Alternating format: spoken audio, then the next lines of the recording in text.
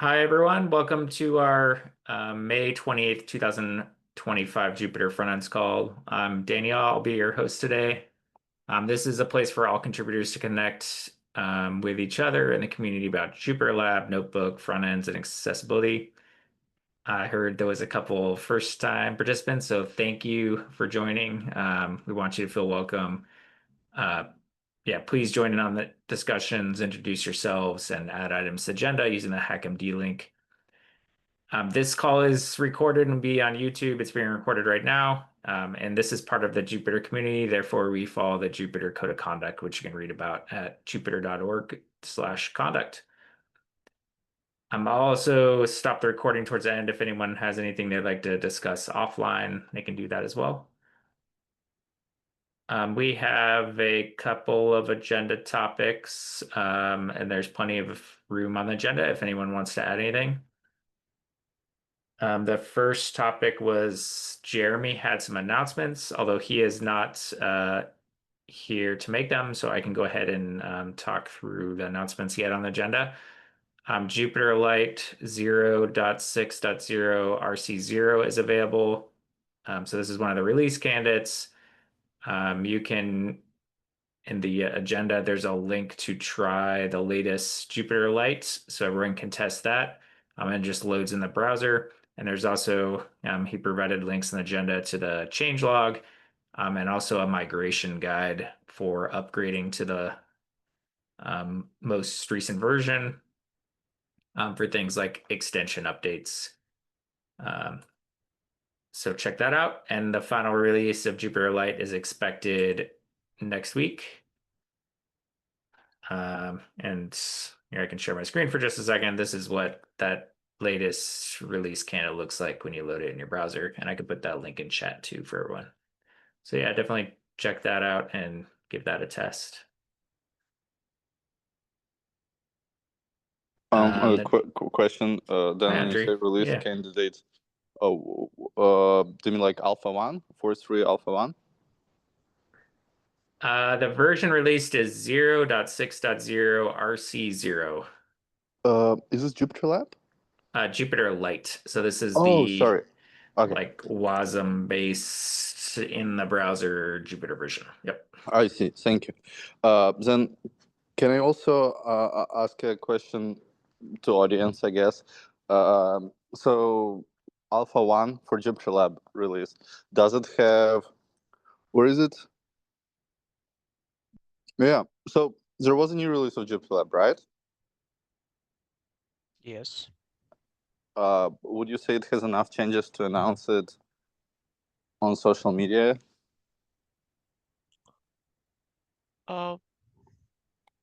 There is a couple of enhancements. I think the one user-facing is that the new files will get, when uploaded using the button in the file browser, they will be automatically opened. But otherwise, I think there isn't that many.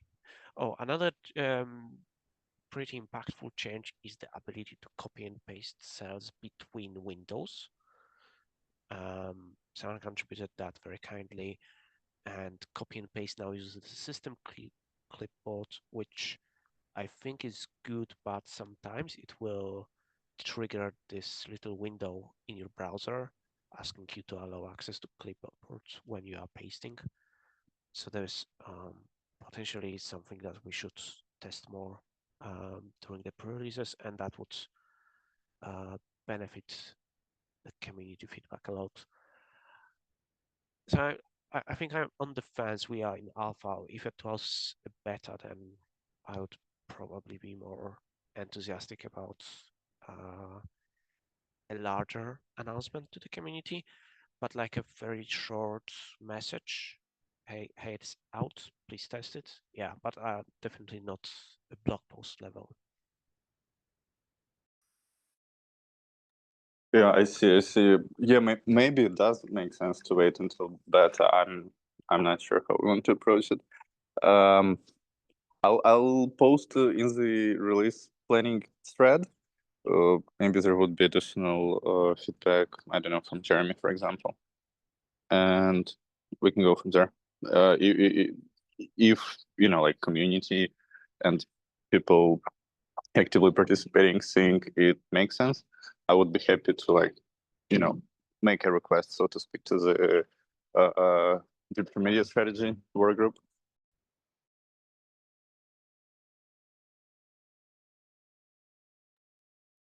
Okay, good one, Andre. Probably good for everyone to be aware that, yeah, the alpha was released as well. Sounds like some nice features. Anything else about that topic?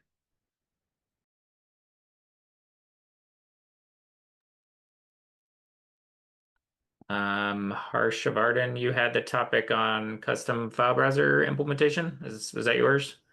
Yes. Do you want to introduce that topic to everyone? Yes. So currently I am in the process of implementing a custom file browser to one of my requirement. So what I'm doing is I'm extending the iFile browser factory that we have and extending all the methods that is there. So in fact, I'm creating the new file browser instance and I'm able to achieve that. So if I'm trying to run the plugin, so what happens is there's one default file browser.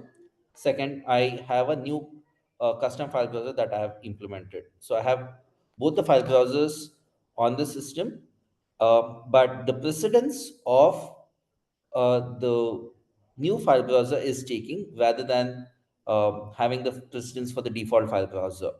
So if I have to change the precedence in terms of activation, let's say the moment I open JupyterLab, by default, the default file browser has to be active, meaning any context or any file creation should go to the default file browser. Uh, Now what is happening is, since I've created a new file browser instance, and if I try to create a new file, it is not taking the default file browser as a context, but it is taking the new file browsers as a context. So if I have to change that kind of an implementation, I would be looking some guidance around those.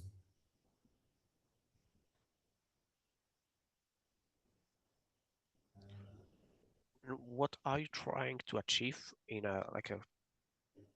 larger sense?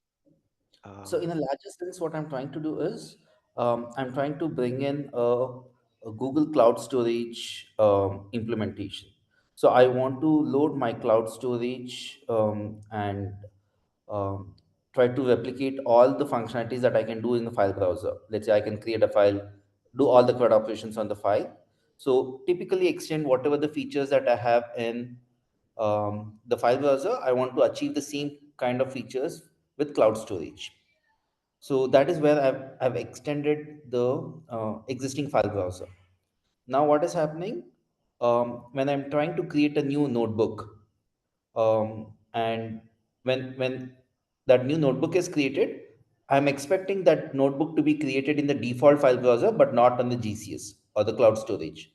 Um, with any user interaction, for the first time, if user opens the JupyterLab and if he tries to create a new notebook, by default, it is trying to create it in the cloud storage file browser instance that I've created. But my expectation is, without any user action, if I try to create a new notebook, it should create in the default file browser. So that context is taken with the new file browser that I have implemented, rather it should have been the other way. But here, if the user performs some operations on the default file browser and then tries to create a new notebook, then the file gets created in the default file browser. But without a user interaction, if he tries to create a new notebook from the launcher, the default is taken as the new GCS browser that I've created. I recall issues which sound similar to what you are describing. Okay. Now, I'm not sure if that was exactly the same, because from my recollection, it was kind of the other way around. Previously, JupyterLab used to implement the RTC real-time collaboration using a custom drive, and there were problems that some of the code base did not create files in the correct place or did not open them correctly. Now we are moving away from this using the drives for RTC. Is that also the case that in this file browser you are registering a custom drive, or is it like a completely parallel file browser? No, it has a separate drive, and then it has a separate implementation for the I mean for the every file actions. So it has a separate drive which is created, and there is a separate implementation given for the drive as well. Yeah, and so that there might be some bugs. I don't think this is exactly like the file being.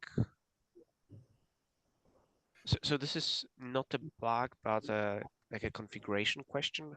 How do we make it explicit that new files get to one of the drives rather than the other? Is that the gist of it? Sorry, if you can come again, Mike.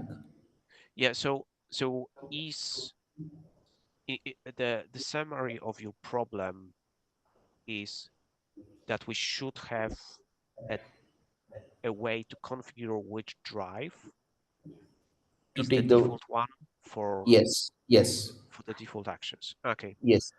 So when we have two file browsers, we should be in a position to configure which should be the default. So currently what is happening is the one which the user has created, that is taking the default. Okay.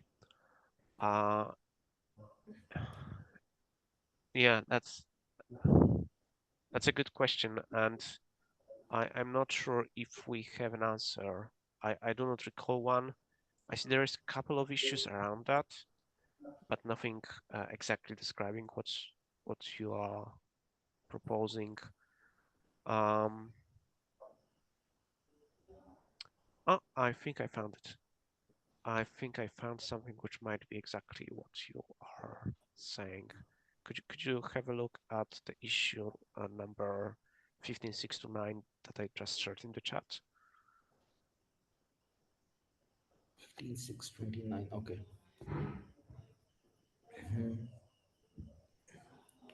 So I might try to create a file, and that is in the install drive instead of yes. I think which is something similar to this. It is possible to create new directories in the default file browser context operating system. Okay. Yeah, I think this is exactly um, what even I'm facing. Is there a solution to this? Recall there was a pull request which didn't get merged, but another got merged. So I think let me see, do we have an author? No. The person who was working on this is not on this call, so it was Nicola. And Nicholas could potentially help with that.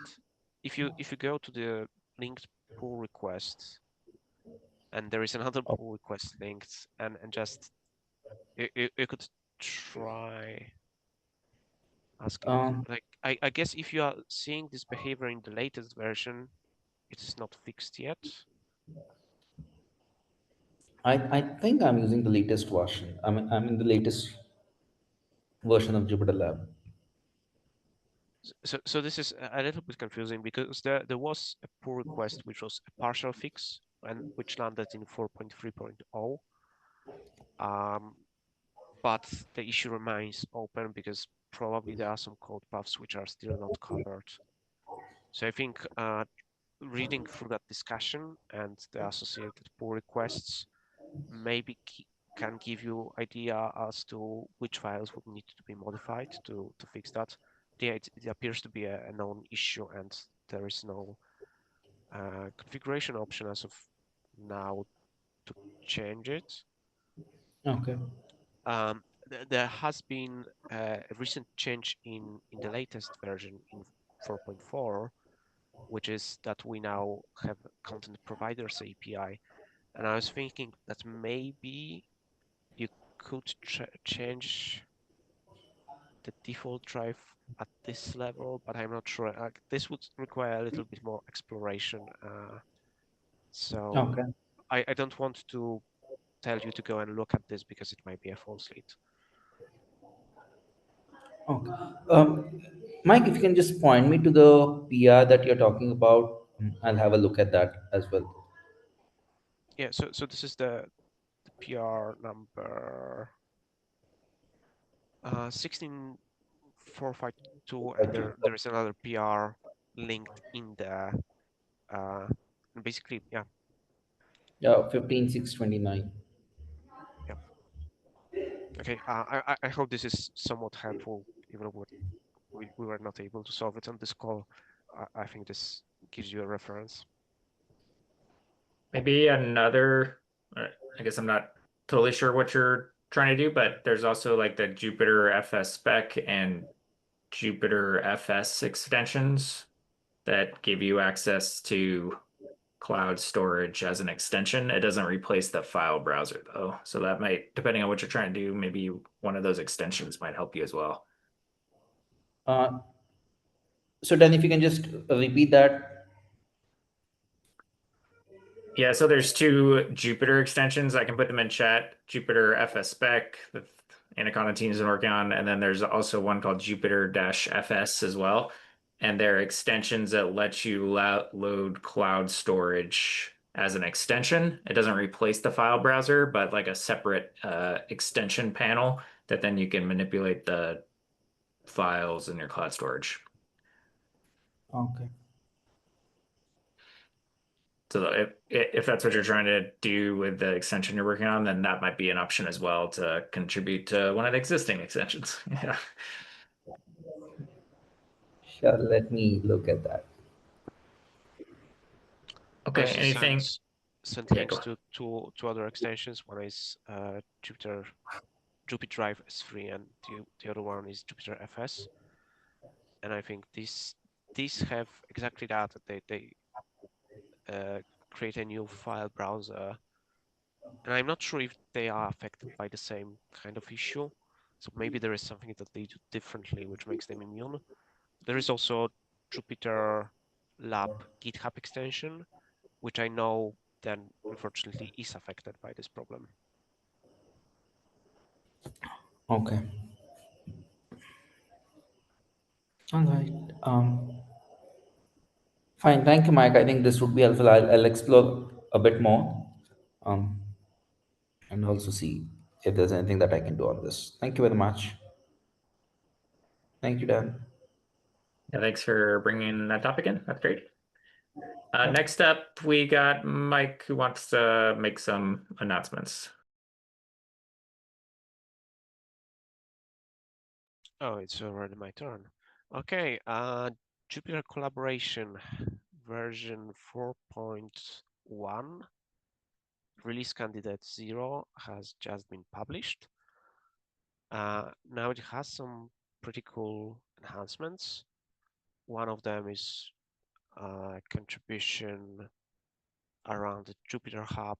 So basically, previously we had a dialog window which allowed you to see just the link and share the link with or without the token so that others could join your server and collaborate. But for multi-user deployments, when there are other considerations and users actually have names and are not just anonymous ones of Jupyter, there wasn't a way to share your current server with others from the UI without going through Jupyter Hub configuration, and now it's changing. In a recently merged pull request that was implemented, so there's a dedicated dialog. I will try to share my screen. I hope it will not crash my computer.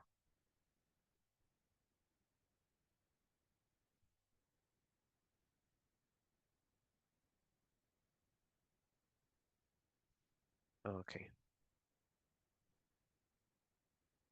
So this is what this share dialog will look like, and will also allow to revoke access if you don't want to share anymore and share with groups.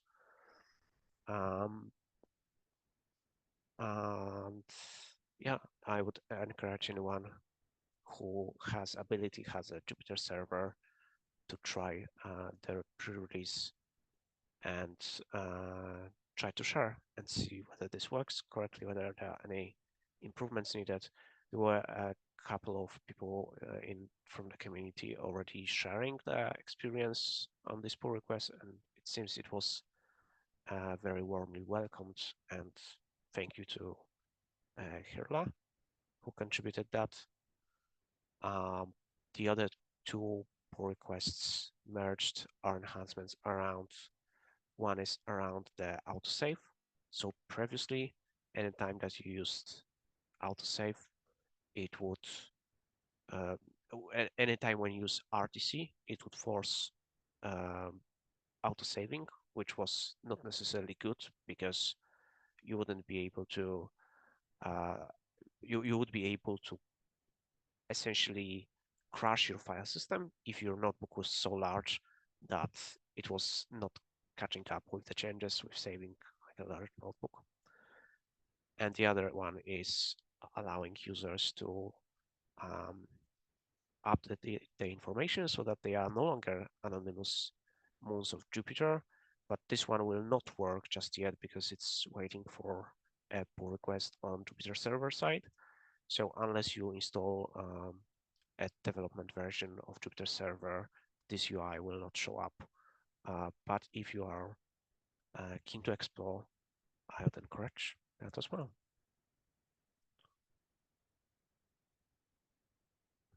Okay.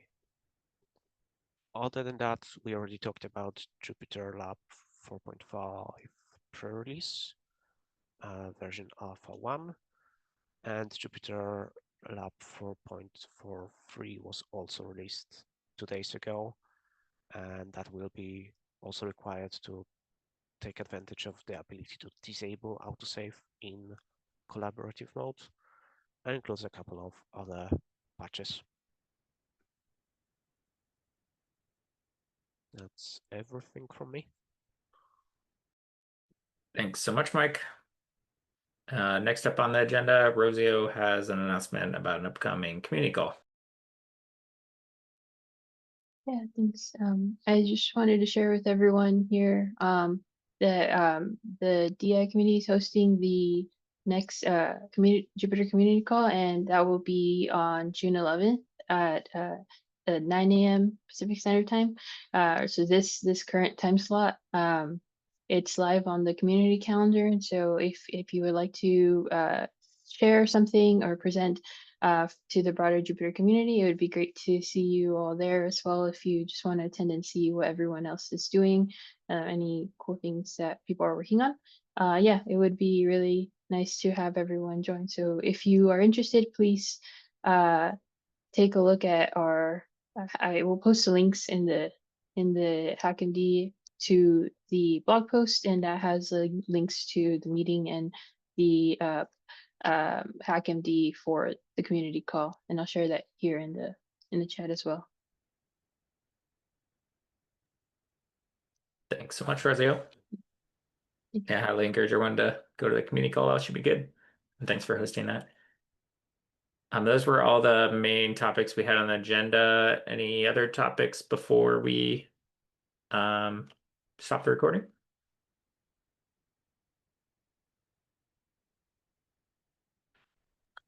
I guess I have a quick question, Rosie. So if someone would want to demo something, is it kind of like how our calls usually work, adding yourself on your own to the HackMD agenda, or is there any other mechanism or procedure for registration, so to speak?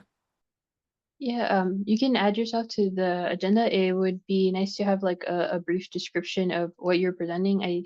We've discussed this, like I think previously in the DI community, there's sometimes cases where we might want to look a little bit more closely at what's being presented. But in general, if it's an open source work related to Jupyter and you want to share it, you're welcome to join. Awesome. Thank you. Thank you for organizing it as well. Thanks. I will kind of add here, it's been really nice, an easier process because there's been a lot of work done behind the scenes to get the sort of process for hosting the call very well documented and outlined. So yeah, that's actually if if somebody's interested in hosting, I will probably make that pitch later in the call as well. But yeah, it's been really there's been a lot of work behind the scenes to document that well and get that ready for anyone in the community to be able to take that on if they wish to do so. Awesome. Thanks, Rosio. Yeah, it's really good. And thanks, Sandri, for that extra question. Anything else before we end the recording?